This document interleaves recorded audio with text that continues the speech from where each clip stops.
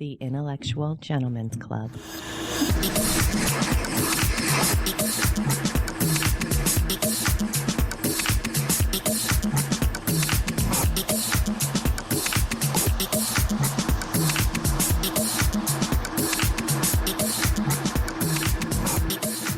Welcome back, ladies and gentlemen.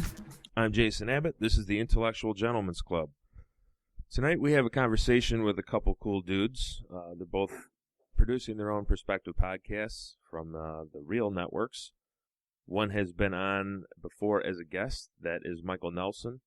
He's the host of Midwest Real. He also has a blog dedicated to Wonder, Unite, and Create.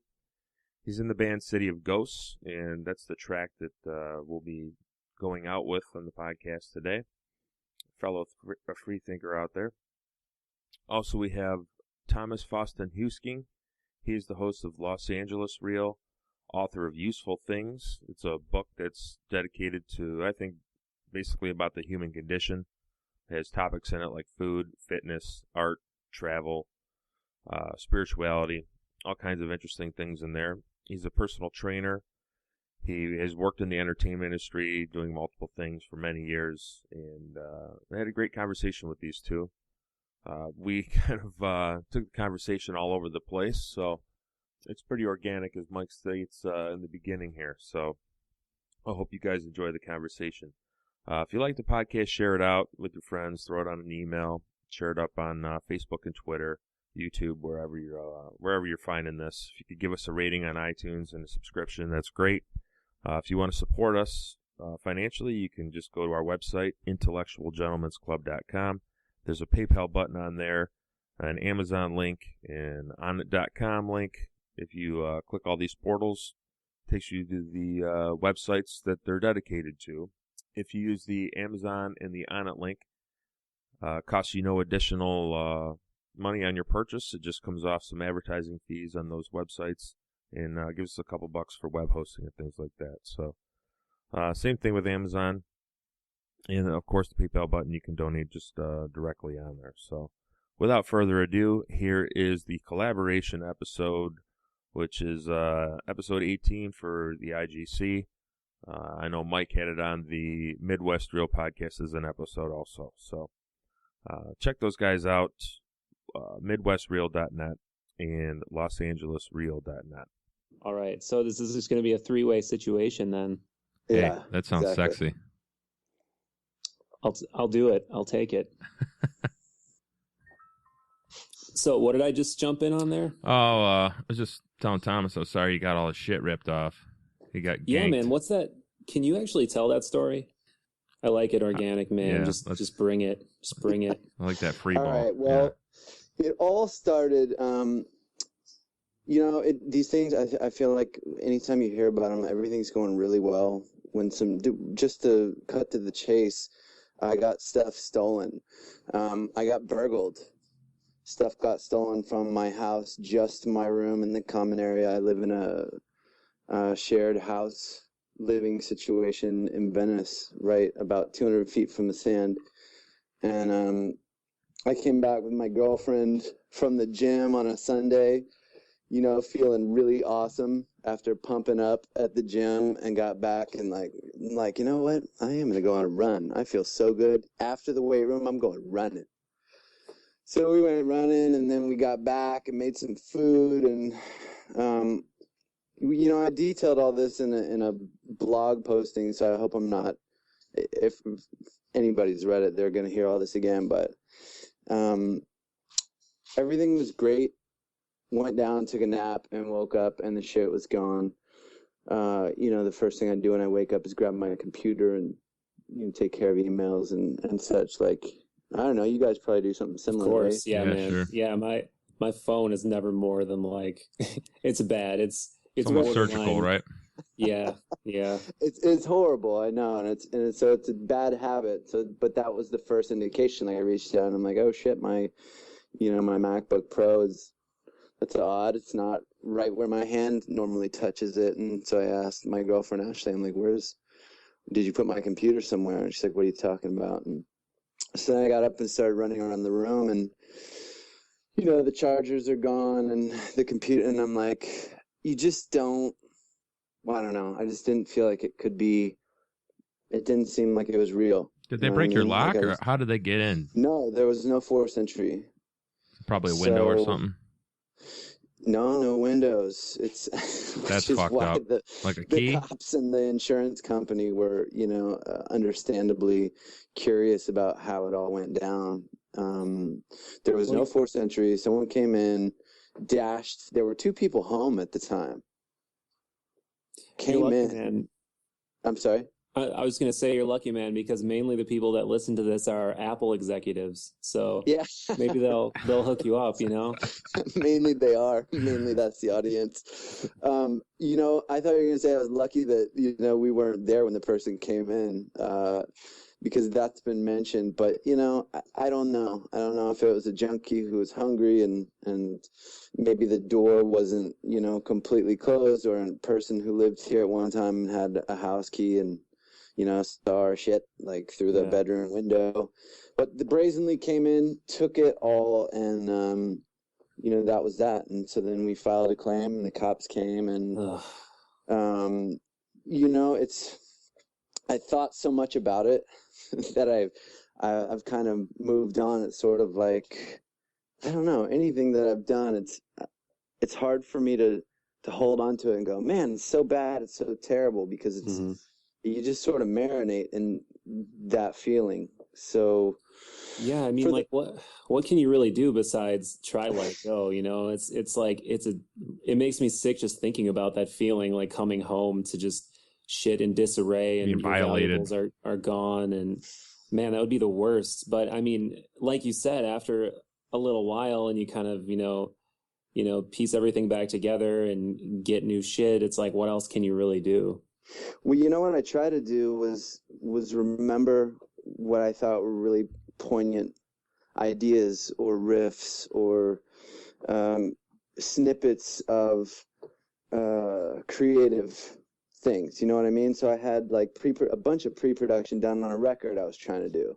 And I didn't upload any of those to SoundCloud or pass them on to friends like I normally do to say, hey, what do you think about this bass line or these drums or whatever? Yeah. I was like, I'm going to keep this shit under the wraps and then, expose it and blow people's minds. Stuff like that. And, scripts that I hadn't shown anybody. And I was just telling Jason earlier, like, the seeds of whatever you do creatively, you don't realize how much of it is sort of beholden to your technology at this point, your software. Yeah, for sure. So that was probably the biggest lesson. I'm like, I used to write in a notebook, and nobody wants to steal that. Yeah, that's funny you say that, because there was actually a minute where with our new record, we were in the very last part of it with post-production and mixing and stuff.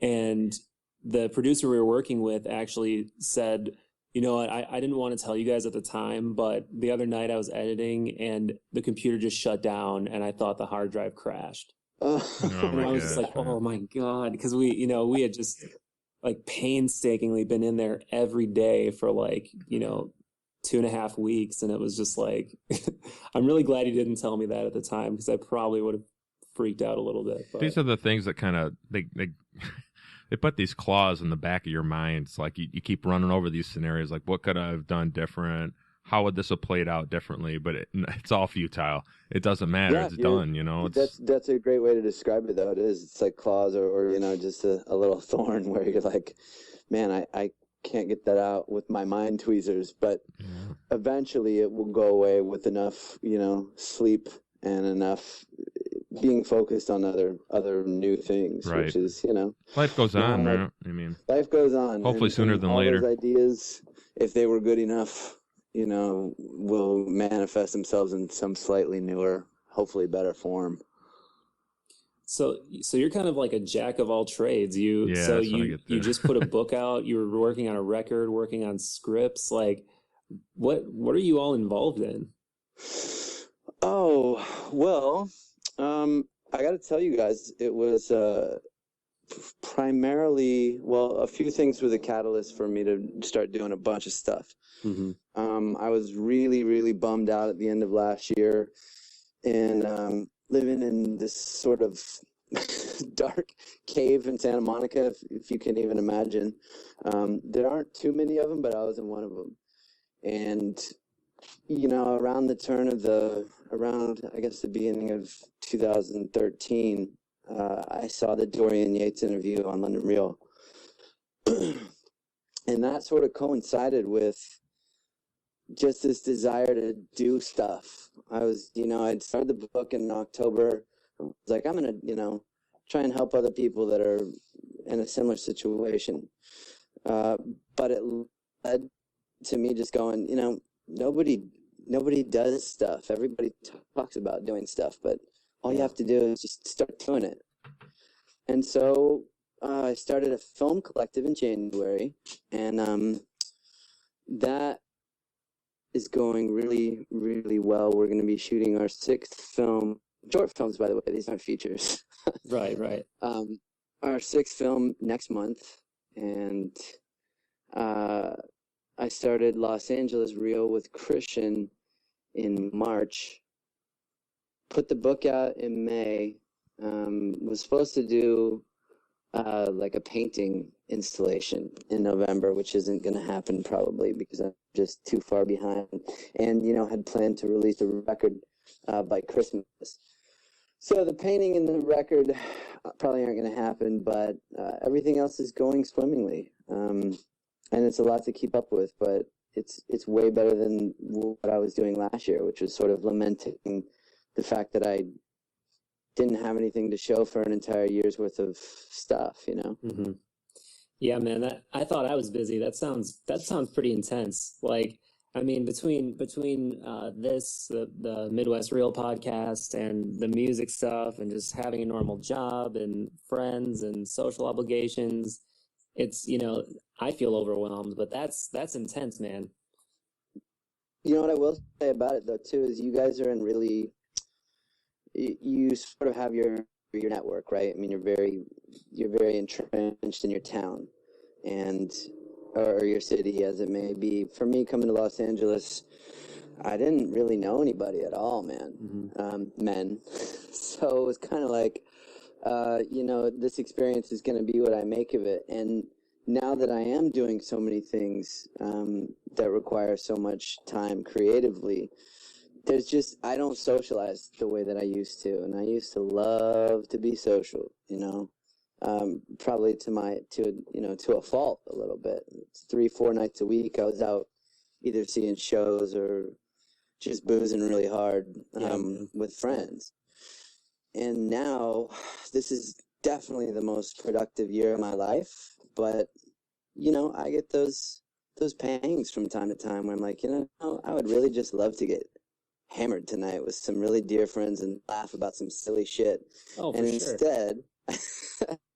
Instead, I'm like, oh, I got to write like 5 more pages to feel like I did something productive today. So it's a weird place I've gotten to for sure. There's productivity there. Yeah, there's definitely nothing wrong with going out and having a good time and, having a drink, getting drunk, whatever. But if that starts to impede what else you're doing in your life, or it's taking precedence, or things are getting pushed back because of that, then it's, you got to take a look at what your priorities are and how your time is being used for sure. I think. But how do you guys think? I mean, do most people, especially young men, even get to the point where they can take stock and go, here's what I could be capable of if I just stopped partying so hard? I think it takes way too long, probably. Yeah, I think it's kind of birth by fire. It's to some degree, you go through a partying phase, and I never really went that deep, man. I did my party when I was really young, like 13, 14, 15. More 14, 15. That's really young, dude. Yeah. Well, yeah, it comes down to, I had a drug problem at that point because I was smoking weed. So between that and a little bit of drinking on the weekends with friends, I basically convinced my parents that I needed some help. So there's a long history in my house with alcoholism. And, so that's where I went, man. I had a choice. I could go to rehab or I could start going to AA. And I took that route, I learned a lot, man. So what's that? At what age was that? That was at 15. That's when I in air quotes here, sobered up. But I didn't touch a drop of alcohol. I didn't smoke any weed for at least 5 years. And when I came off of that, I was thankful that I had stopped it, because I think to some degree, if I would have snowballed down that track, I would have been a lot different off than I am now. But looking back at it now, it's like, well, okay, I had a lot of propaganda fed in my head. If I hadn't had that in my life, where would I be now? But, again, it's water under the bridge, like we're talking about. Your shit gets stolen, same type of thing. So I try not to live, with regrets. But, as far as partying and getting on with, a so-called adult life, I did that relatively early. I got married in my early 20s, started having kids right away, and that's where I'm at. I'm the dude with the kids and running around, dropping off to school, getting to work, football. I've been coaching this year, just like last year. They got their hooks in you now. Oh, it's it's the real deal. You want to talk about a lack of time. I mean, we have people over here every once in a while, and that's about the extent of my partying. It's safe. I can do it at the house here. That's the way I like to party nowadays. I would love to go out and, get into a massive environment. I've actually been listening to a bunch of people talking about Burning Man this year. You're going to Burning Man next year, aren't you? Yeah, I really want to take a good effort to get out there, man. That's and that's something you talked about in your book. I wanted to talk about too, and useful things is get to a massive public gathering. That's something I haven't experienced in a long time. I did Tough Mudder a couple times. I did the Warrior Dash, which has its own feel to it. But I want like a real immersive experience for like a week long, and I can't imagine any place that would better suit that. That festival environment is weird, man, because it's like we played a Date of Warp Tour this year, and it was like we loved it, and we would love to do more dates and do it, as part of the tour for a longer period of time. But there's just such a wide variety of people at all those festivals that it's like, it's insane, man. Like sure. the variance in humanity and the people watching at those events is just like priceless, right? You don't even need to watch any bands. It's just like, you could just like get a chair and sit there for a few hours and just not even talk and just be like, humanity is the strangest organism. It's so weird. Yeah, it's got they have great capacity for humanity has great capacity for awesome things or horrible things, and when you see that full spectrum, one of those massive events, and it always at some shows it can just feel like it's teetering on the brink, and unless it's a Juggalo one, then you pretty much know how it's going to go from the very beginning. I got a buddy who swears by them, man. They're all positive events, and everybody is real tight knit. Not quite my bag, but hey, man, whatever floats your boat. Yeah. All right, then. I've seen some things, man. Yeah, I'm sure. Yeah, you're in the music sector there, so I'm sure you're running all kinds of shit. So, Michael, what is it like being in Milwaukee? This is a city I knows nothing about. Man, that's a hard question. That is a ridiculous question. Let me make it a little bit more narrow in focus. What is it like in terms of being an artist and somebody who's trying to do what you do? Are people receptive? Is it a community in that way? I wouldn't say that there's a really strong music scene here. There has been in the past, and there's been like a couple of bands that have kind of like encapsulated a moment in time, and literally pretty much by virtue of one or two bands, other like whole scenes started cropping up around those bands, and whole venues got nurtured, and people started doing more and more creative things, and then that kind of fizzled out a couple years after I moved here, it was when I moved here for college when I was like 19, and things felt very like creative and fast moving for the first couple of years. And then there was this hardcore band in Milwaukee called Since by Man, and they broke up. And then it seriously seemed like after that band broke up, everything just fizzled out. It's like the Beatles, huh?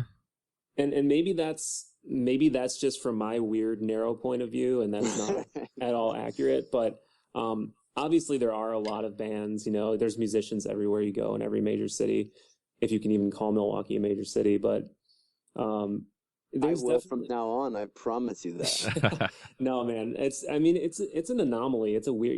It's like it's in a weird place because it's like 90 miles from Chicago. There's no other city over 500,000 people in all of Wisconsin. So it's even Madison. No, Madison's not that big. I mean, it's a college town, so it's very progressive. It's pretty artistic. Very highly educated population in that city. But Milwaukee's different, man. We got a really bad, really segregated inner city, kind of like Detroit does. Word. The illiteracy rate in the inner city is like through the roof. Milwaukee public schools are a mess. Graduation rates are for shit, I'm sure. Yeah, absolutely. Yeah. But there's a couple big colleges here, so you have that element. It's really all about what kind of little subculture you're involved in, or if you're involved in one, and that really kind of shapes your experience, I think, in this city. Do you guys? So what has kept you there? I guess I just kind of grew roots here in terms of my friend group. I did move. I lived in Japan for a little over a year, and I came back here. I've been with my girlfriend for about 5 years now too. So, we live together. We've got jobs here. I've got the band going here. So after a while, your roots just kind of spread. And obviously I have like flights of fancy in my mind and all these things I'd love to do and places I'd love to go or love to live. But, it's when you're confronted with just like your daily routine, those things tend to find a way not to happen, Yeah, I know. You really have to make a huge effort to break. I mean, I put roots down in Austin, for 15 years. It's an easy place to stay. And it took everything to go, all right, well, I need to get out of here and further what I'm trying to do. But it's really hard to leave, especially when you have a social circle and, everybody. And I don't know, there's something about that familiarity that just makes life really, really pleasant. Yeah, Austin doesn't have the beach though, man. I know, right? I mean, that's huge. That's been huge. I had a similar experience. I moved from I grew up in the Metro Detroit area my entire life, and work took me around the country a bit. I was able to see a little bit of the West, which I kind of fell in love with immediately when I saw the Rocky Mountains. But after I jumped around for a little bit, I found that Colorado had stable work and it was beautiful scenery. I liked the people there. So I jumped, and I actually moved the family out too. Wow. So the kids were younger then. This is going back like 6 years now. So one of my kids was like 2, the other one was 5. But it was difficult moving out. But you meet new people, you get different communities, and now even more so, it's easier to find people and be a part of a community and things like that. But there's a sense of adventure that goes along with that too, I thought, and I know it definitely helped my family because we were more tight knit. We didn't have a lot of people there to hang out with at first. There was a lot of people I knew from work, but we were all working and shit, and we didn't really have time to go out and hang out at nights and things like that a lot. So being on our own. Snow sports? I'm sorry, what's that?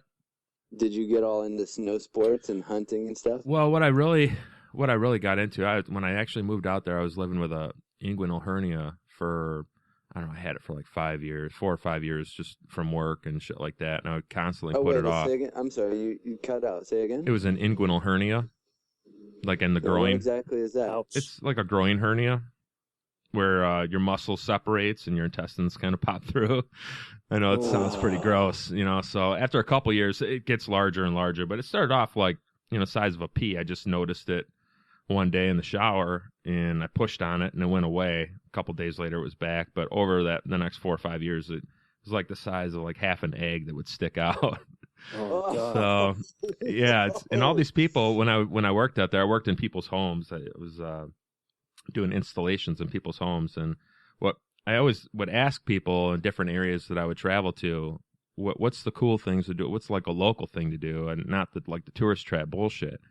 So constantly what I kept hearing about in Colorado was the 14ers. So, yeah, it's a mountain that's over 14,000 foot.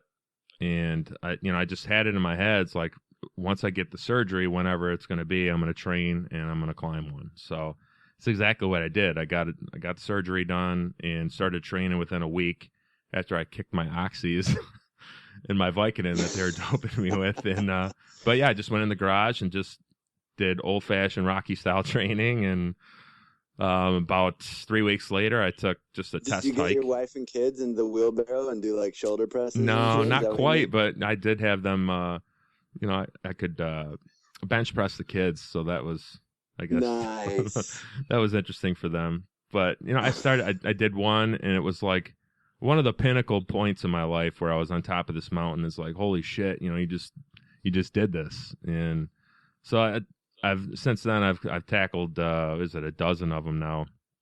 Are you serious? You've done 12 14ers? Yeah, well, some people do. There's like 56, 58, depending on, what you want to count as elevation. And, California's got a good amount too. Mount Whitney actually is in California. It's the tallest 14er in the lower 48. But yeah, I had to, when we moved out of Colorado, we lived there for probably 2 years. And then when we moved back, it was a real heartbreak to some degree. Like, we got to see family and friends again, but that scenery that I love so much, I still say to this day, I'll retire or whatever in Colorado someday. I'll be back. No more 14ers where you are now, huh? Well, no, like but I took the family out. Boring as hell. It is pretty boring, when we have the water, which is really cool. But I'm more of a mountain guy than a water guy, so I guess I take things for granted a little bit because they're around. But Jason, how do you progress? So are you going to do 15ers? What's next? Well, 15, hey man, 16ers? fucking Alaska's up there, right? You got 18, 19, 20 years. So I would do a lot of different things. I went skydiving this year. I would, there's a lot of different things I would like to try, and provided I have the time and the money, the world is my oyster. But those are two factors that nobody really has an unlimited amount of. So, but I was able to take the family back last summer. We went out back to Colorado, visited some friends, and my daughter actually bagged a peak with me. Yeah, and she was, and I think she was, how old was she? She must have been 11 years old, possibly right after her 12th birthday. I don't even know the jargon. She bagged a peak with you, huh? Yeah. Yeah, so that was great. The whole family started up, and then my son, he kind of backed off, wasn't really feeling it. So my wife was like, I'll go down. She's kind of scared of heights anyway. So, do you do some ballsy stuff like sprint the last 10 meters or something just to show the mountain that you're the king?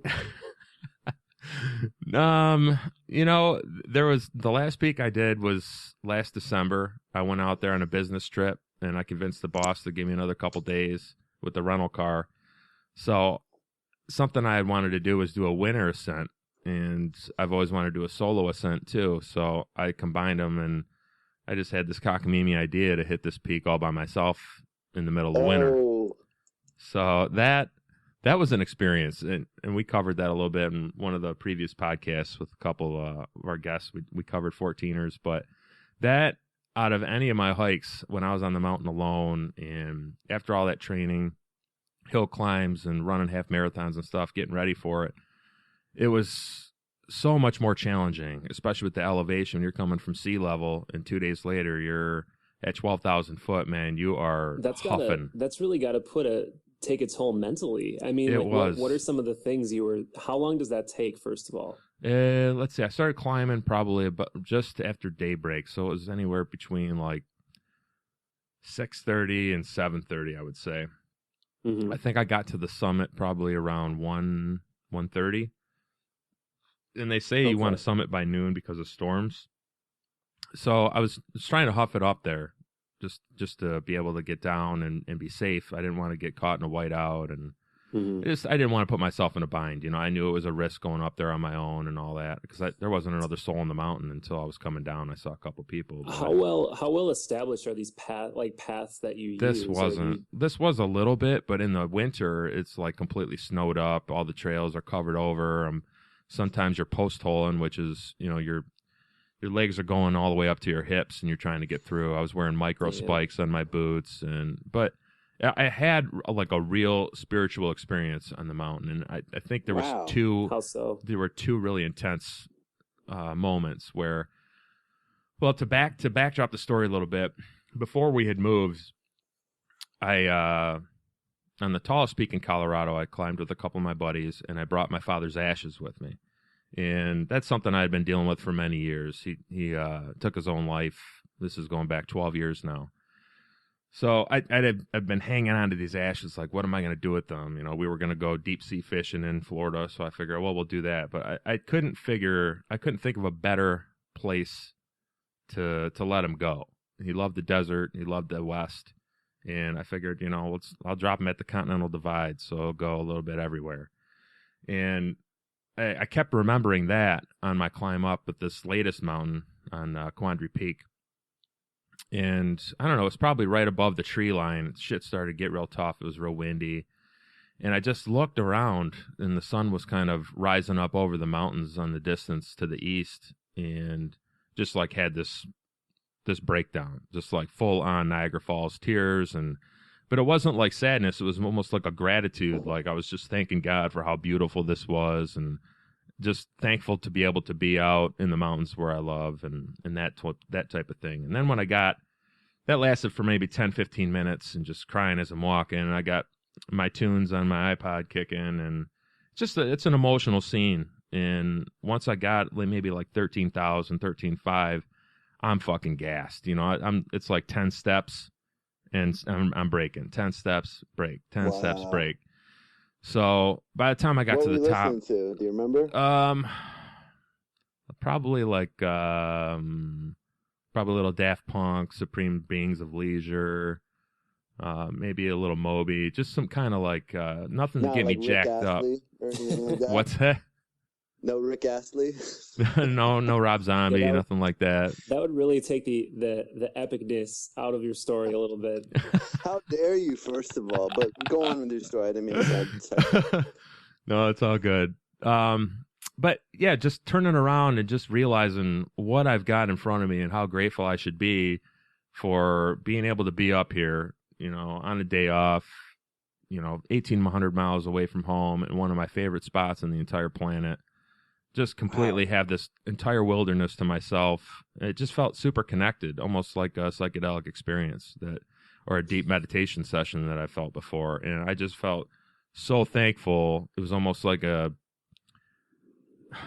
don't know if you guys have done MDMA, but that feeling of ecstasy, why the drug is called that, that's almost what I was at.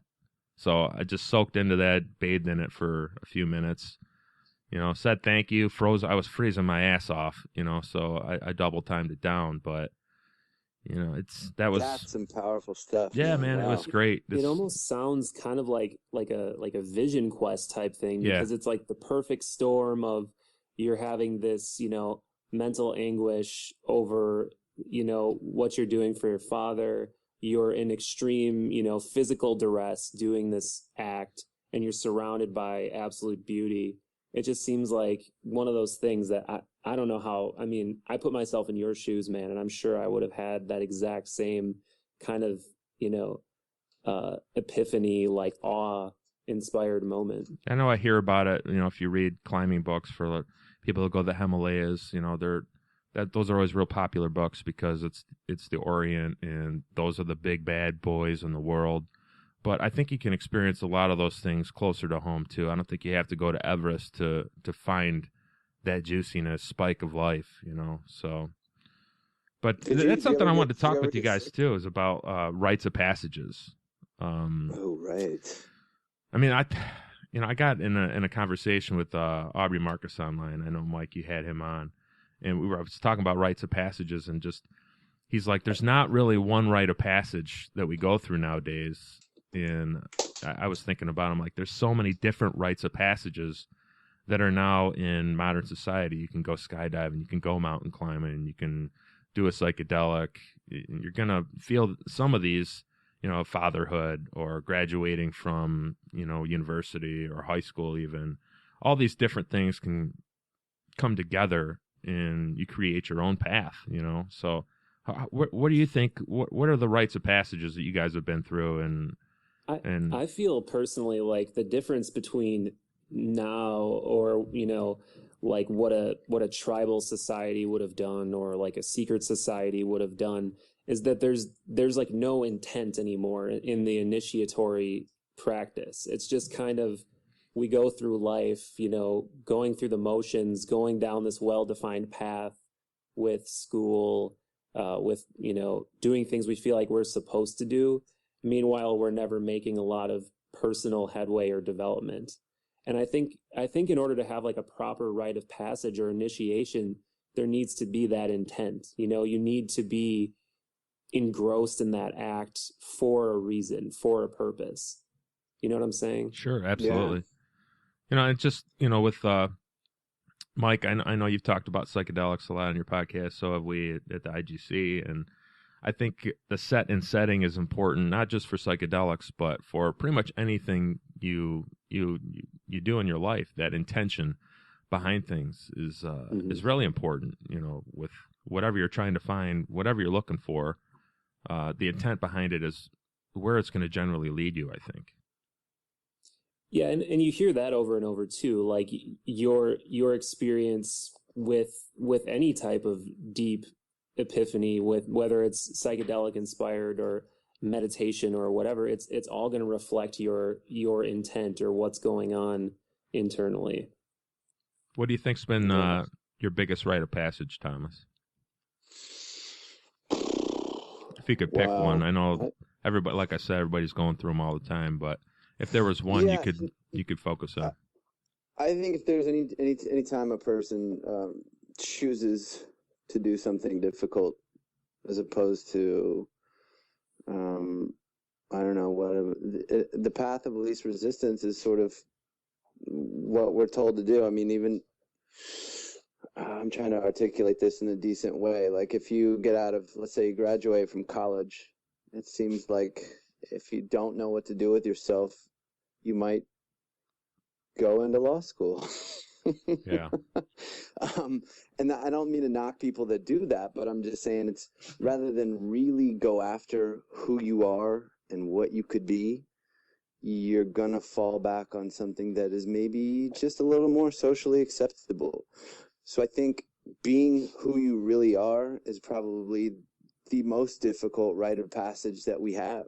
For sure. Yeah. And there's comfort in labels too, kind of like what you're saying about, going to law school or going to medical school. Like those are definitely admirable professions that take a great amount of, intellectual real estate to be able to accomplish that and be successful. But at the same time, what is your reasoning? What is your intent for pursuing that and for doing that? If it's to find some kind of meaning, I think that's a little bit short-sighted. More often than not, though, you find that people are doing things for money, and for myself, I work a job I don't really care for. I don't really believe that I'm helping humanity by what I do. I don't necessarily think I'm causing too much harm, but, it's the end game for me right now is the paycheck. And until I can find a different path, that's kind of where I'm at in life with the amount of responsibilities I have. There's certain sacrifices that would have to come with a change like that, and things that I'm quite honestly preparing for, but some kind of timeline, who knows? I'd like to think that the podcast will. Jason, it's very easy to be cavalier about this from my perspective without a family to have to support. Sure. And you know what I mean? Like my sister's going through something similar. She just had twins. She works a job she doesn't necessarily love. But I'm fully aware of that. I'm just, and to answer your question, I think that's probably the most difficult rite of passage per se that someone can do if they choose to go down that path. Otherwise, it's easy to be well, it's not easy, but it's much simpler to be a human being in the modern world, working and getting a paycheck than doing perhaps what you desperately want to be doing. True. Yeah. Usually, when there's something that I really want to be doing, it doesn't pay that well. So, Yeah, I mean, exactly. and that makes my moral compass point somewhere where I'm like, okay, well, if you can't get rich at this, but you really love it, your heart's probably in the right place. It's good. Yeah. Yeah, I think even just figuring out who you are and like what your, depending on what your beliefs are, what you're quote unquote meant to do is the ultimate rite of passage, finding that thing where you feel at home and you feel like I can't imagine doing anything else. I feel like I'm starting to feel hints of that in certain things, like, creating this has been a hugely, self-affirming endeavor. Like, I just feel like this is something I really enjoy doing and something I couldn't imagine not doing. But at the same time, again, it's just, what's the end game there? This doesn't necessarily lead to anything, or, what it does lead to, though? necessarily. Mike, what it leads to is, I was talking with a buddy of mine the other day, and I hadn't talked to him for a couple of years, and he called up and he's like, how do I get a hold of your podcast, this and that? So we were talking about it a little bit, and I'm like, I don't necessarily think I'm going to get rich off this someday, but what I do think that it is doing for me now is it's networking me to interesting people that I necessarily wouldn't have a chance to talk to otherwise.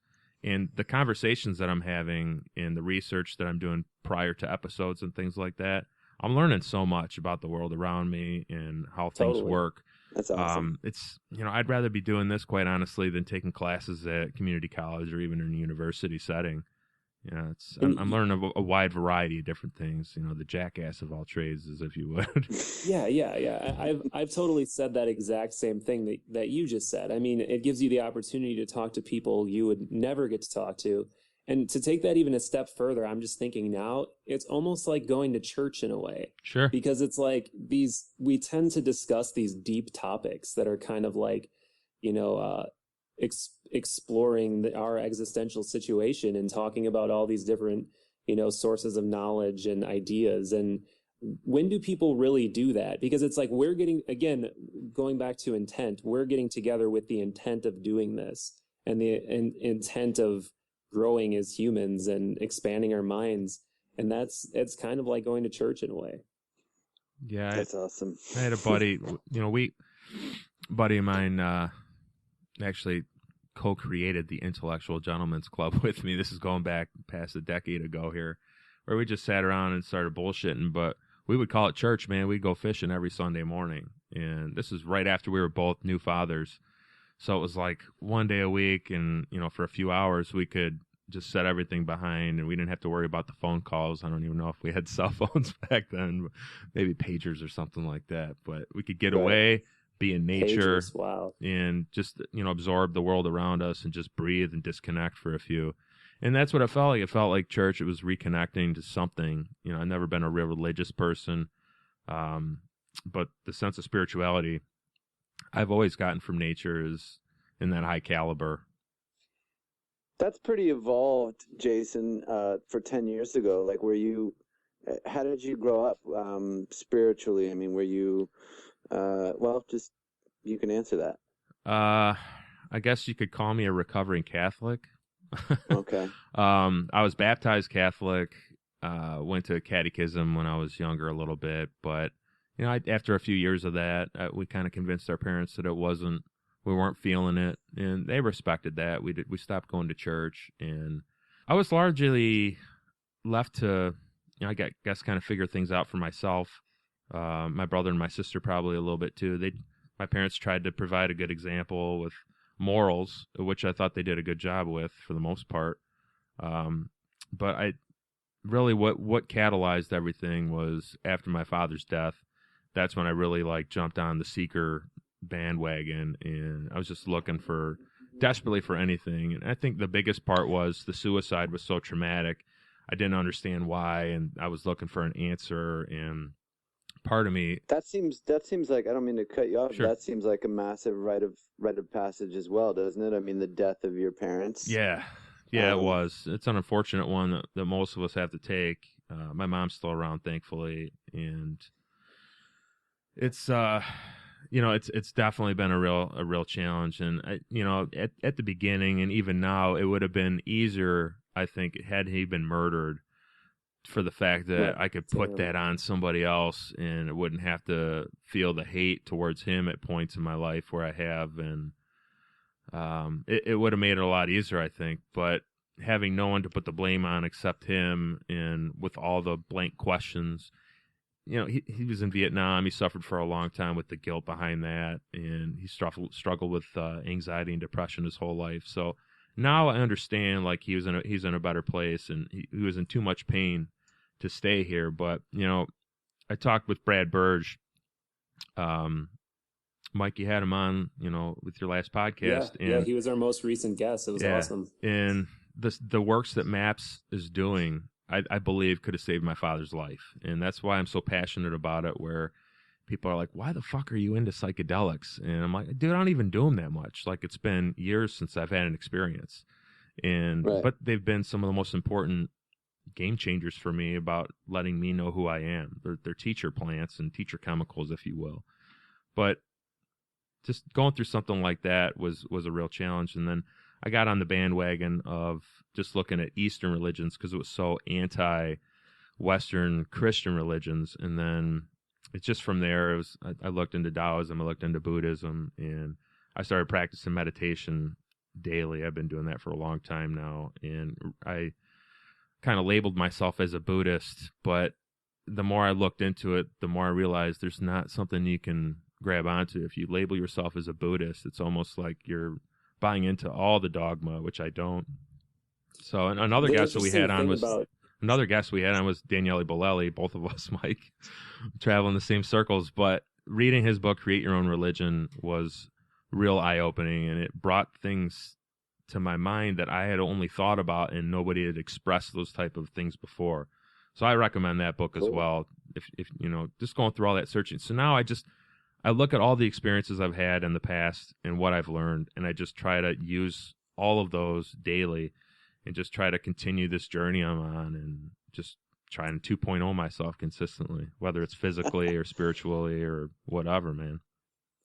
Yeah, what I do like about Buddhism is I'm not particularly Buddhist or anything like that, but the fact that it's the one quote unquote religion that's okay with constantly being changing. Mm-hmm. That the fundamental principle is impermanence, and you can see the evolution of Buddhism going, from India to China to Japan. And now to America. It's like a chameleon. It just takes on new forms everywhere it goes, new practices, new meditation styles, new sutras. That's what I think is interesting about it, and I think that's what drew me to it. You have to evolve. Otherwise, you look at the pillars of monotheism. They're real hardcore. They don't like to change, and they're highly evangelical. So they get their word out there in a big way, and they almost I wouldn't say demonize every other religion, but they definitely put the spin on, well, everybody else is wrong and we're right. Yeah, if you're a fundamentalist, and you don't even have to be a fundamentalist. They essentially are demonizing it because they're telling you you're literally going to go to hell if you don't practice. Yeah, if you're talking Westboro Baptist, that's in a different league altogether. But yeah, you have to evolve, sign of the times. And if you don't, Jason, how do you go about your daily meditations? Do you have I wanted to ask that as well. Well, what I like to do is, I haven't been lately, but wake up early before the kids get off to school. But usually I'll wake up, have a little bit of breakfast with the wife, and I set aside anywhere from 15 to 30 minutes. I go in my normal place, and like the back of my house, there's a nice sunrise that's usually coming through, and I got my standard pillow, and I just sit in a half lotus position.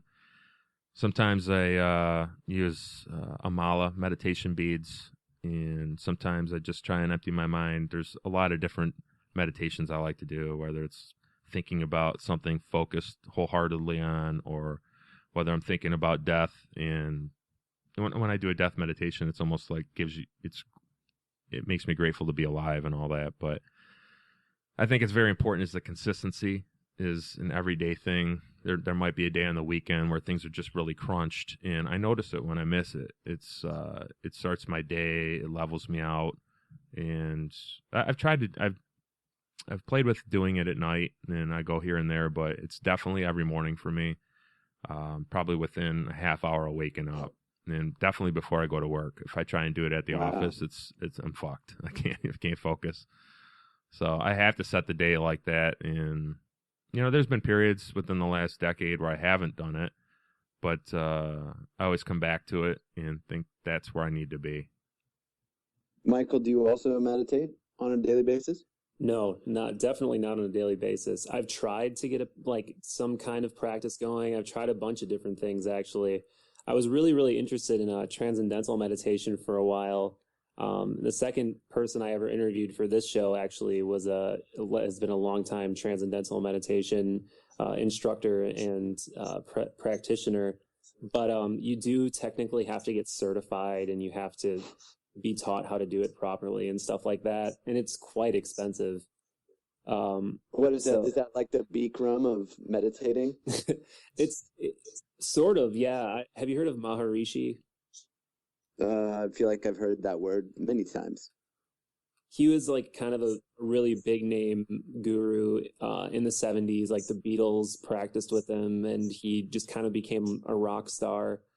He started out with literally nothing, and just a poor man who sacrificed all his worldly goods to find quote unquote enlightenment, and he eventually just spread the teaching that he learned throughout the West, and he became kind of the face of the new age Indian Hindu movement for a long time. And there's still a lot of people who practice transcendental meditation, and they've found tons of health benefits and mental benefits to doing it. But I think it's one of those things that can probably be achieved through a lot of different practices. Just having those calm moments that Jason was talking about, and being able to just kind of quiet your mind, quiet your body, go into that state of deep, deep relaxation. I definitely have not been able to get there, unfortunately. What are some of the nuances of transcendental meditation compared to just me sitting on a cushion? They use a lot of mantra. They use a central mantra, don't they? It's mantra based, yeah. It's a mantra that you recite silently in your mind. You just recite the mantra is basically the crux of the practice, I think. Everybody has a personal mantra as well, right? Or something to learn the mantra. It's not that much, but yeah, it's it's like several classes, at least $3,000 or something like that. It's pretty cool. Yeah. But it's become commercialized and indoctrinated, and it's evolved from its original form where it was just this guy, going around the world spreading his teaching and not expecting payment. It evolved from that into a nonprofit, into a multi-million-dollar, borderline corporation at this point. It's kind of like yoga to a degree, right? It's what? It's kind of similar to yoga to a degree, where it's highly commercialized now. Comparison is a good one, yeah. What do you do, but, Thomas? I mean, ultimately, can't you levitate with transcendental meditation? That is, yeah. Isn't that the claim? It's like the advanced. I can't remember the name for it, but yeah, there are these people that they do. I don't know if they recite a different chant or what they do, but they start like hopping on their legs. Yeah, and it is like the ultimate goal is to levitate. It's crazy. Thomas, wow, what's you've talked about meditation in your book. What do you usually do? Oh, well, I've tried a bunch of different things, and initially I talked about it in the book where I just started out with 5 minutes a day because that's what a really nice guy that I knew in Austin told me to do. Mm-hmm. And so I started with that, and I was like, this is easy. Let me start making it longer. So as soon as I got to California on April 2nd, 2012, I started bumping it up, from like 15 minutes up to 30, and, occasionally here and there I've done like an hour. But usually for the first 8 months or so when I was doing it, I did it every single day, and I did it upon waking. And I got a little cushion, and I made sure my knees were touching the ground. And I'm unfortunately not that flexible.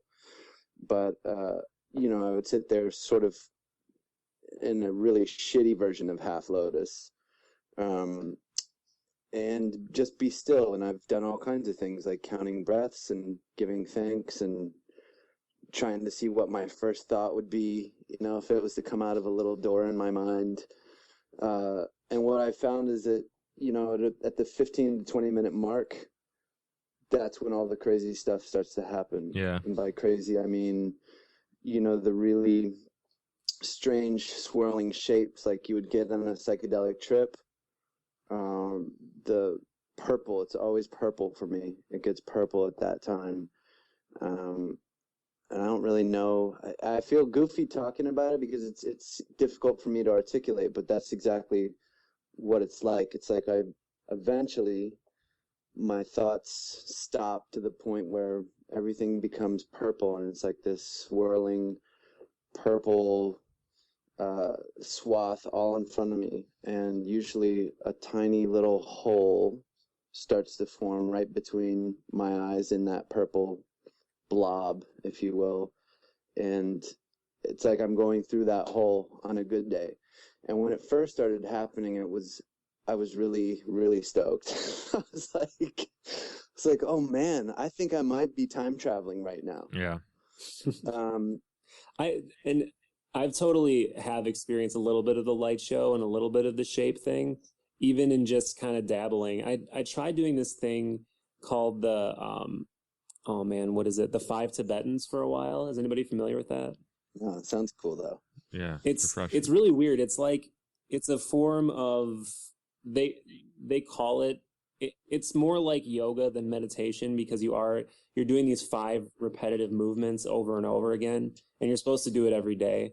And I did it every day for probably a month or maybe 2, and then I would just try to have like quiet sitting after that for like 10 minutes, 15 minutes, and I was able to get that a similar effect to what you're describing.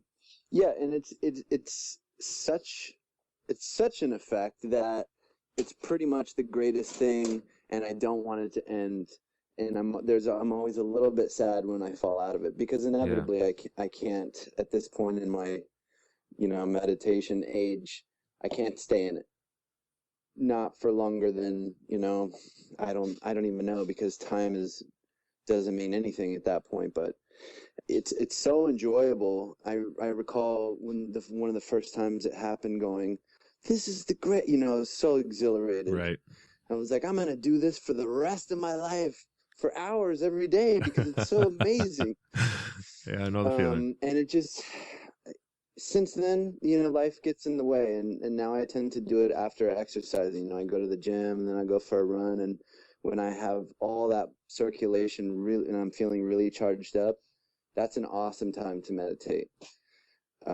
As opposed to me just rolling out of bed and being able to shut off my mind, because it's not that charged up. When you have to go the other way, yeah, and it's supercharged and you have to calm it down, it's also effective and powerful, I think. So now I just do it whenever I can fit it in. I think that if I had my druthers, I'd probably continue to do it just upon waking. But the way that things are now, I usually like to get up and grab my laptop and, you know, make sure I can see if I have any validation on my social networking sites. Have you guys had an experience with float tanks? I have not had an experience with a float tank. I'd really, really like to. There's not really anything in Wisconsin that I can find. There used to be some places in Madison, I think, and I can't find anything online. And it seems like the closest legit one is in Chicago. Yeah, wow. I figured I would as like much. to make it down, but I just haven't done it yet. They got one. There's a couple in Michigan. One is up in Flint. I actually had a podcast with her. It's Great Lakes Flotation, and I've been there twice, and I swear by it, man. And I don't know if it's because I have experience kind of in my head, or if everybody experiences it. But I went with my brother, who never meditates, and he's a psychonaut. He's done his share of psychedelics and stuff in the past, and he got a lot out of it too. So if nothing else, it's super relaxing, and you're in this like 0G environment, which is great. But the mind job that you get on top of that is definitely worth the trip. It's how long did you spend in there? The first time I did an hour, second time I did about an hour and a half, maybe a little longer. But Okay. and then you hear about people like Rick Doblin. He did like 8 hours with LSD Whoa. and DMT and all kinds of shit. So you can get as crazy as you want with it. You know, the tank inventor John Lilly used to shoot ketamine and get real fucking deep. You know, it's Yeah, there's a really good little anecdote on one of the more recent Joe Rogan Experience podcasts about it's him with Brian Callen, and Rogan just kind of talks about a story about John Lilly and kind of being able to psychically connect with this guy in the flotation tank next to him through the use of ketamine, and it's an awesome story. I played it for a few friends of mine just because I loved it so much. Did I hear that right? And I don't know if I'm talking about the same podcast, but there was something about one guy had to be rescued because he was so deep, and one went in and he had to sacrifice his gender or something like that. Oh, I don't know about the gender part. I've heard some craziness, like somebody went in and they came out with a different idea of who they were completely. But it was something that could be that could be bullshit. It's just something that's I don't know where it's coming from, so don't take my dumbass word for it. Give me some of that. I don't know about that. Yeah, I've heard that's one of those weird themes. I took a few Buddhism classes when I was in college, and that was one of those themes that kept coming up, that like even your gender wasn't permanent, and at any moment you could like lose your sense of your gender, or you could become another gender. And I never understood that, but it was something that I heard multiple times, and I always kind of have that in the back of my mind, like what is that about? Yeah, if any of you listeners out there know what the hell I'm talking about, please shoot me an email or hit us up on Facebook or something and set me straight. I could be full of shit, but it's something I heard. I don't know if it was two really advanced practitioners going together or what the story is behind that. What I had heard is one of the guys was a friend of Rogan's, and that he was with Lilly himself, and Lilly was like, do you want to do ketamine? And the guy had never done ketamine or been in a float tank before. And then he said yes to the ketamine, got in there, started freaking out. So then Lilly took ketamine as well, and then got into the tank next to him, and it was somehow psychically rescued him. Yeah, like and psychically stole his balls. That's fucking crazy. Yeah, it's like straight. Have you guys watched Fringe at all? I watched the first season. It's like straight up Fringe. It's that's literally like a Fringe episode right there. Well, I will share that the Float Lab, which I guess Rogan's talked about before, is just a few blocks down the street from me, and that's where I did a float last. Let's see, how many months ago was that?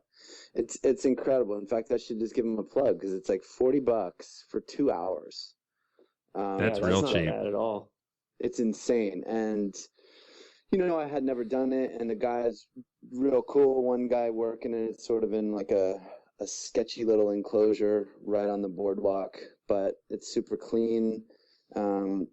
We briefly talked about the Earth's rotation and how he doesn't buy the currently accepted way of physics. To put it briefly, that's just yeah. He's like, I just don't buy it. We spin like this, not like that. And if I could show you, it's sort of like an exaggerated hand gesture going around in a spiral rather than, circularly. It's a float cosmologist. Is that something that's legitimately under debate? I don't know, but he seemed to, he when he spoke with authority. And he's a man that he just felt like a wizard. His name's Crash. He's a really nice guy. Oh yeah. I've heard of him too. Yeah. So he builds his own tanks, right? Yeah, I think so. And he had plans for, I don't know. He talked about 1,000 different things while I was there. Yeah, I saw him on Vice, man. He's a really interesting dude. Yeah, he's a character for sure. And I did it, and I thought it was great. I got to tell you, the first hour, it was really nice. But I did start to get a little restless at about the hour and a half mark. and it's 1,000 pounds of Epsom salt. So Right. it's not like the cleanest air in the world, I feel. I feel like you just got to it's real humid, right? Yeah. Oh, Yeah. for sure. I wish there was a fresh air valve in there, but that kind of would eliminate the whole everything's the same temperature ambience in there, I would think. You're exactly right. Exactly right. So you get, the first, for me, and this is only having done it once, the first hour was really great, and I got real restless at about an hour and a half. I think I got out about an hour and 45. But very, very awesome experience, just the relaxation. I don't know that, I jumped to the same level that I can get, sitting and meditating. I totally expected that. I'm like, well, this is going to be super easy. I'm just going to get in and go time traveling, get into that little hole in my purple swath. But it didn't really turn out that way. It was just like, I'm able to focus on one thing and really think about it and then move on to the next thing, or just nothing, whatever I choose, which is really, really kind of neat. When I take a look at it, the first experience I had was almost like a learning curve. I had to adjust, what is this? I had to kind of get my bearings and everything. And the second time I went in, it was almost like I sunk in a little bit deeper, faster. Maybe I knew what I was supposed to expect or whatnot. Nice. It was a completely different experience, but I felt more like I knew what I was doing, if that makes any sense. It almost seems like it's like you're playing the same game with a new controller. It's like you need to get used to it. Yeah. You need to, it's like the first time you pick it up, you're not going to be a virtuoso. And if you've done other things, played that game in other ways, that it's going to feel weird, and there's going to be that learning curve that you mentioned. So I feel like just like anything, it takes practice. Right. Well, I'm inspired. I'm inspired to go back and do it again because, right after I did it, I was on that high and telling everybody about it. And I'm like, I'm going to do this every fucking week. Yeah. And then I forgot. Life happens again, right? Yeah, exactly. Now 7 months have passed. I'm like, man, I should really do that float tank stuff again. Yeah, I got to make it, man. Let's, before we get into the wrap up session, can we talk a little more about your book, Thomas? We haven't really let's talked do that, about man. that much. Oh, sure. What would you like to talk about? So you said, when did you start working on that? I started that book in October of last year, and with the goal of publishing it on my 35th birthday, which was May 12th, and I met that goal. Nice. I like the topics, man. You kind of break everything down. When you post it on Facebook, I'm like, I'll check this shit out, man. Seems like a cool dude, So right. I downloaded it, and immediately I'm like, oh, cool. We're on the same wavelength. We're kind of cut from the same cloth. That's kind of what I got out of it. But you got categories like food, fitness, nature, art, travel, love. You cover spirituality. All that stuff is in there, and I read it from obviously a man's perspective, but I don't think that it's really gender specific. I think that women can get as much out of this book as I did. Because it's just about the human experience more often than not that I got out of it. Thank you for that. That's a great compliment. My friend Linda said something similar because I just assumed that I was writing a book for guys from basically 15 to 25. Men that are really trying to figure out how they can be the best versions of themselves and want a little bit of guidance. But my friend Linda, I surf with her, was saying, she's like, oh, I thought you were writing that book for me. And I'm going, well, that's fantastic. If she's a 30-something attorney that I surf with in Los Angeles, if she thought it was readable and pertinent to her life, that was great. But the seeds for the book, I wanted to do something like this when I was 19. It was called Ordinary Power, and it was going to be basically a guidebook for just how to be better. I was like, why isn't there more of this? I love it, dude. Yeah. It was just a little bit presumptuous to try and write at 19. And so I hadn't done shit at that point. I still haven't, but I've done a lot more than I had, and so I felt compelled. You'll notice there are some glaring omissions in chapters. There's nothing about finance, and the reason is because I just don't feel like I have the authority to talk about how to do more and be more in regards to finance. Like I'm I love to spend money, but I can't tell you how to make a ton of it. And I hope that in 5 years, when I turn 40 and do the second edition, that I will have, 10 to 15 really good, simple things that can be done to ensure that, you're never worried about how you're going to pay your bills. But that's, the moment you figure that out, please email me and let me know, and we'll do another podcast. Yeah, for sure. Exactly. Because then I can quit my fucking job. For real. I mean, and that's it. Like, I would love for everyone to be able to go, I'm going to do this thing that I want to do so desperately, but I realize that it's just not practical for the most part. And you do need to get a job where you can make sure that everything is taken care of. And so I would really like to address that, but the book is more about everything else, and maybe a future version will be about that. I would like that very much. What's cool about it is, just go back to Bilali's book, The Create Your Own Religion, and the subtitle of that book is a how-to book without instructions. And I think you pulled that same concept off. Like, you give advice, but you're not. I didn't get the feeling of like, you must do this to get your spirituality in order. You must do this to get your travel plans. It's you put your spin on it, like what you like to do about it, but you make it very clear as, there's a ton of different ways to do this. So, well, I'm sorry, go ahead. I was just going to say, like, I think expanding on that, I personally respond a lot better to guidance rather than being told what to do. I don't think people like to.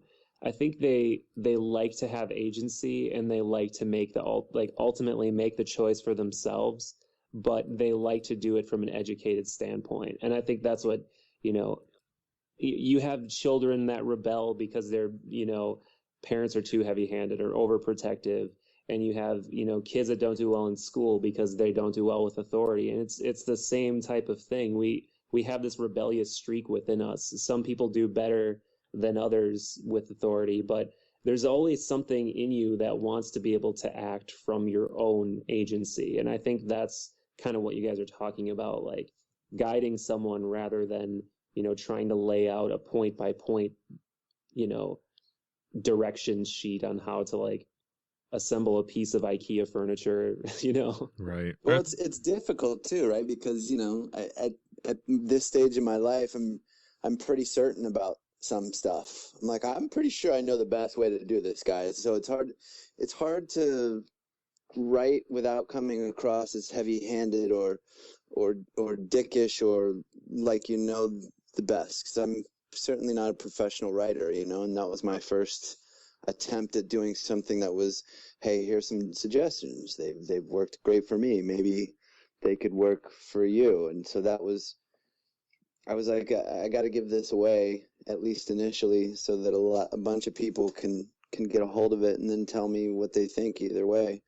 So that was the goal of making it free as well. It's great, man. I wanted to give away 10,000 copies. I don't know why that number was important to me. I'm like, 10,000, that's the number. Based on nothing, but I'm pretty sure that I'm real close to that now. That's awesome, man. And Nice. Next is an audio book version that you can just get off of audible.com, and it'll be for those people who are like, this sounds like a fucking guidebook. I'd rather just listen to it or not. I don't know if you can do stuff for free on audible.com yet, but that would be nice. I think the most important thing I got out of that book is I hear it constantly on Death Squad podcasts, as well as don't be a dick. Right. That's like the golden rule, man. It's not going to get you anywhere, and it's not going to make you feel any better. So, but it's hard, dude. It's hard, and I talk about how it's simple to not be a dick on the subway or on traffic or whatever, but it's hard, man. Yeah, and ultimately the real test is when you're put under duress or pressure. How do you react to that time that you get pissed off or that you're uncomfortable? Because that's when people kind of show their true colors or show how they're able to control themselves, And exactly. Those are the situations where you really just have to try, test your mettle, take a deep breath, see how eloquently you can get yourself out of that situation. Yeah, see, it takes me a lot to get me fired up, man. I know someday, eventually, somebody's going to drive me to the point where I'm going to pop. I hope that doesn't happen. But I think what's important is to avoid that. And the biggest part that has helped me is meditation. I'll go back to that again. Is if I do it consistently, I can tell that I'm a nicer person. I'm more willing to help people out, or not pass judgment. That's the biggest thing for me. When I start passing judgment, I know I got to get my ego in check. And well, yeah, I mean, I feel like most of us drift into this place where we just begin to take ourselves so seriously and everything else, and it's just. I haven't really talked too much about cannabis use, but I used to smoke a whole lot of cannabis, and that was the thing that I always remembered. Every time I would get high, I'd be like, oh yeah, it's not that serious. It's not as serious as I pretend that it is when I'm not stoned, you know? Mm-hmm. And I'm not recommending that everyone get high all the time, but definitely keep yourself in check and go, might you be taking this parking situation a little too seriously, Thomas? No, I find that cannabis eases my anger a bit too. I've used it wisely over the years to curb that as well. I don't know, Mike. What do you think about cannabis? I'm not a super well-versed user by any means, but I've always found that, you know, it just kind of relaxes you. It just kind of puts you in a more like simple, like for me, it gets rid of a lot of, you know, anxiety or worry about like what I'm thinking, what I'm saying, how I'm doing something. And I haven't found that magic ratio or that magic amount where I'm like right in the sweet spot. For me, it tends to be like, oh, I don't really, you know, I'm not really that affected by this, or I'm like one more hit and you're blown out, right? You know, I'm just like I'm on the couch, just like, oh, this is not gonna end for a while. Yeah, I can function on it pretty well. I enjoy doing different things with it, and there's the different dosages really come into different parts. Like there's appropriate ratios for different situations, I think, and if you use it over the years, you can gather it, but you can get away with it too. You don't want to let it run you, you know? Yeah. And I don't mean to say, I definitely think there's a lot of, you know, incredible positive uses for it. And for me, I just haven't found that yet, or I don't know, maybe with me, it doesn't resonate like it does with some people, but I think it's honestly from a lack of experience, but I also don't feel a huge drive to become more involved in it, you know? You don't have stoner ambitions? Have you played a show high? No, actually.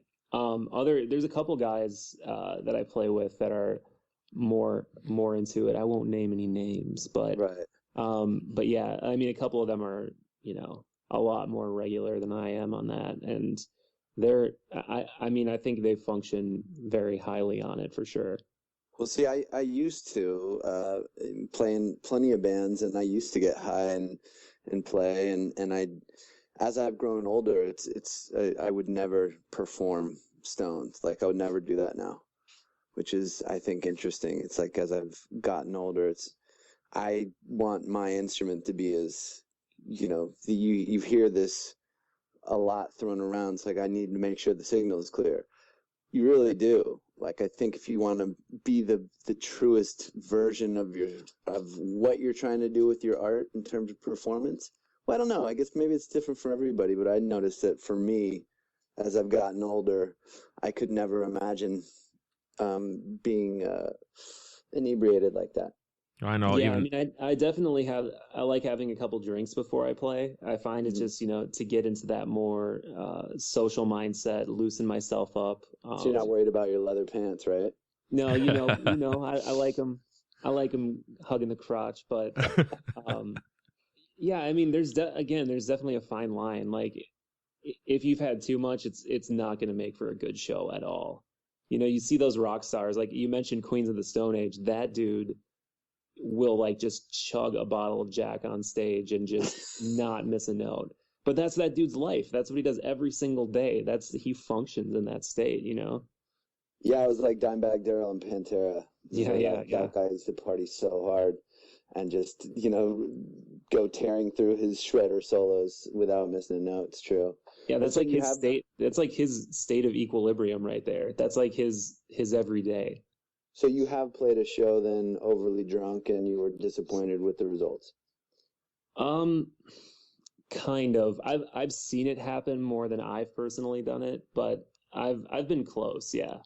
I've definitely been like, whoa, I've had a little bit too much to drink on certain little riffy parts, but nothing too bad. Okay. Yeah, no, I when I'm doing a podcast, it's more of a after effect. There's two things I can't really do on cannabis to my top potential. Is one would be have a good conversation, and the other would be training. And I reserve the use for after those things sometimes. So yeah, I find. I'm sorry. Go ahead. I was just gonna say I find that my speaking patterns after smoking are quite interesting, and it's not like I've become. I don't think I necessarily become less articulate unless it's obviously if it's way too much I do, but I feel like I think in a weird unorthodox manner, and I just say things that either in the moment I think are really clever and interesting, but maybe they're not. Yeah, I find myself becoming more of an introvert when I under the influence and edit afterward type situation. Yeah, I find it makes me more of an introvert than anything else, and it definitely affects my social skills. Yeah, man. I mean, it just depends on how strong it is. So without revealing too much, I used to be very involved in that world, and everyone's like, yeah, let's pass around a joint or a bong or whatever, and I'm like, that is gonna kill this party. That's like a party sledgehammer, because everybody's laughing and joking and passing a joint or a bong or whatever, and then 5 minutes later, when everyone's stoned to the tits, they're all just sort of looking around, thinking, can they hear me right now? Is it cold? I'm thirsty. Do I need to go to the bathroom? What time is it? I'm hungry. It's for me, it can be extremly crippling, and I think about it now, how much I used to do it when I was younger, and I'm like, damn, I was so cavalier about that shit back in the day, and now I'm like, I just wonder if I'm functioning better, if I'm just afraid of not functioning well enough because of all the other bullshit that's cropped up in those years. Yeah. You live and learn, man. I know one thing that it's done for me is it's opened my eyes to different lines of thought, like you were talking about, Mike. And I used to be very rigid when I was younger, and back when I was frequenting the AA, as we talked about. But after that, and I met my wife, I kind of expanded, and especially after my dad died, like I talked about, that's when I started smoking weed again. And it really brought me down different paths. And, when you get stoned, sometimes your mind wanders in different places that it's not going to under sober conditions a lot. And I think that was instrumental in allowing me to kind of open up to a lot of different things that are in the world and not be so close-minded about them. I think that was one of the best benefits that I've used it for. So, well, like what, for instance? I find that it really tapers my judgmental behaviors. In my hardcore opinions about things, I used to believe that go with like a thought of religion. It's like you take that fundamental stand on things, or I was much more opinionated back then and not willing to give people a chance to express their opinions and kind of assimilate it. I'm much more apt now to hear an idea, even if I don't believe that it's true, to think about it after and assimilate it, and just even try to understand how the other person is thinking, if nothing else. So would you say that's a product of the cannabis, or would you say that's just you kind of developing a new standpoint? I think it was. That's kind of augmented by that. I think it was probably augmented, but I definitely think it was instrumental in its use. I will say that.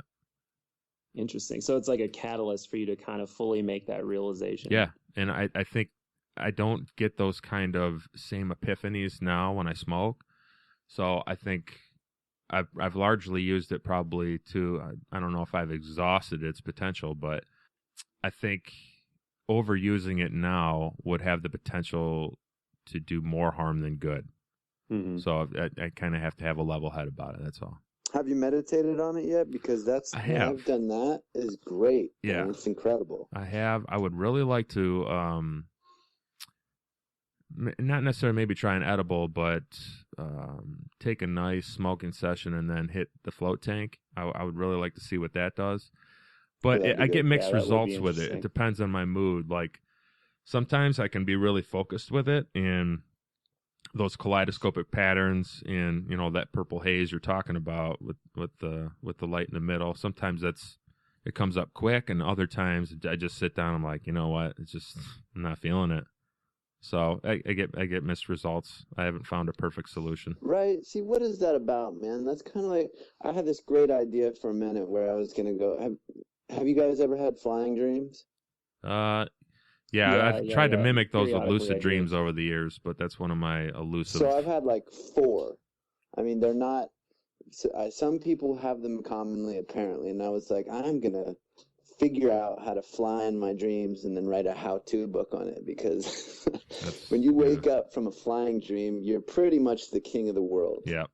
It's the best thing you can dream. You know, it's just that kind of exhilarating. And I'm like, maybe if I could figure out how I could get to that place every time, that would be ideal. And it sort of became the same thing with meditation. I'm like, man, it's already been like 20 minutes and I'm not seeing the purple and the hole in the middle. What's going on? How do I get to that place every time in my practice where it's always that effective? And a really smart girl told me it's not about the outcome. Yeah, that's where I was going. It's just about sitting down and doing it. I think it can almost be a distraction sometimes, Thomas, where you're meditating to sit and to clear your mind, but you get this little dose of awesomeness, and it can be just as distracting as negative thoughts as well, because it kind of takes you away from that moment. I mean, you're in a moment, but the next time you sit down to meditate, you have an end goal in mind. Now I want to see the purple lights, so exactly. You're geared towards that. So I think the chase kind of prohibits maybe getting to that spot. And I've been there too. I've had a couple moments where real vivid, where I almost felt like I was floating, and where everything was gone. It's like, I dropped into the void a couple times, and the next few sessions after that were really tough for me because I couldn't get to the void. And I'm like, well, what's the recipe? Like, why can't I hit this every time? Right. So I completely understand what you're talking about. Yeah, I think that's a battle every day. That's a great thought. Just, I mean, no matter what it is that you're doing, I think the most important thing is just to do it. Not worrying about the outcome necessarily, not worrying about whether it's going to be successful or a failure or whatever. It's kind of, we've been talking about all these things like rites of passages and trying these different methods for exploration, and it's ultimately just about doing it and seeing what happens, because you don't know. It's not going to be the same for any two people. It's just if you have that curiosity and that kind of wanderlust or sense of dissatisfaction, it's just about doing that thing that you've been thinking around without worrying about the outcome. For sure. Well said. Yeah. Well, I kind of need to wrap it up on that note, gentlemen. Yeah, I think it's a good cool spot. With you guys? Michael has some leather pants he needs to show into because he's got rehearsal. You know how many trips to the dry cleaner that shit takes, man? Do you actually own a pair of leather pants? No, I don't. Yet. Because I know what you're getting for Christmas from Los Angeles Real. You get bring it on, man. I'll take a picture. If we see you in black leather pants, picture. I'm chalking you up to cock rock, and then you will be pigeonholed. Cock rock is better than butt rock. So. Well, we should plug. Pimp your stuff out, guys. Oh, dude, I'm shameless about it. I have to. Yeah. City of Ghosts. Check it out. We are releasing our record tomorrow. Today is the 14th, but it's coming out October 15th. It'll be available digitally everywhere. And we've also got pre-orders. If you guys want to go pick up one of those, go to cityofghostband.bigcartel.com. I'll obviously post links. What about you, Thomas? Where's your book at? Oh, Useful Things ebook is on Amazon.com for free. You can get it with one click to download to your Kindle or whatever your reading device is. I'm gonna hopefully have an audiobook version of Useful Things by Christmas. And that's pretty much it for now that I'm thinking is pimp worthy. Obviously check out Los Angeles Real for our video podcast interviews with most recently Nick Gabriel was a really good one. That was a good one. And I will also plug Michael's City of Ghosts EP because it's fucking great. Oh, thanks, man. Appreciate it. Spread it around, man. You guys can find me over at intellectualgentlemensclub.com, and that's where I post it's the main hub for the podcast.